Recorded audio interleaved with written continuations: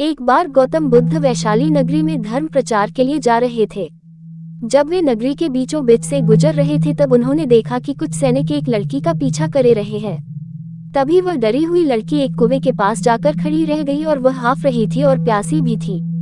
तभी बुद्ध ने उस बालिका को अपने पास बुलाया और कहा कि वह कुएं से पानी निकाले और स्वयं भी पिए और उन्हें भी पिलाए। इतनी देर में वह सैनिक भी वहां पहुंच गए। बुद्ध ने उन्हें हाथ के संकेत से रुकने के लिए कहा। बुद्ध की बात सुनकर लड़की ने कहा, महाराज मैं एक अछूत लड़की हूँ और मेरे कुएं से पानी निकालने पर जल दूषित हो जाएगा। तभी बुद्ध ने उससे फिर कहा, बालिका बहुत जोर की प्यास लगी है, पहले तुम पानी पिलाओ। तभी कुछ देर बाद वैशाली नगरी के राजा भी आ गए। फिर उन्होंने बुद्ध को नमन किया, बाद में सोने के बर्तन में केवड़े और गुलाब का सुगंधित पानी पीने के लिए दिया, पर गौतम बुद्ध ने उसे पीने से मना कर दिया।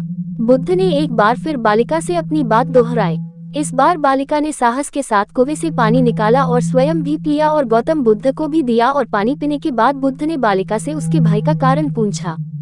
तब उस बालिका ने बताया, मुझे संयोग से राजा के दरबार में गाने का अवसर मिला था और राजा ने मेरा गीत सुन मुझे अपनी गले की माला पुरस्कार स्वरूप दी। लेकिन उन्हें किसी ने बताया कि मैं एक अछूत लड़की हूँ और यह जानते ही राजा ने मुझे अपने सैनिक को मुझे जेल में डालने के लिए बोल दिया।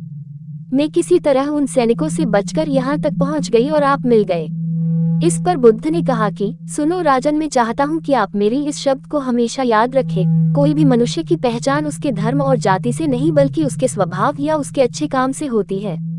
जिस बालिका के मधुर कंठ से निकले मधुर गीत का आपने आनंद उठाया, उसे पुरस्कार दिया और जिसके कार्य इतने अच्छे हों, वह अछूत हो नहीं सकती। और उस बालिका के साथ नीची सोच और छोटे कार्य करके अछूत होने का परिचय तो आपने दिया है।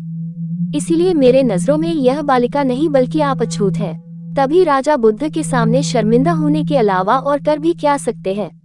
उन्होंने बुद्ध से क्षमा मांगी और वह से चले गए।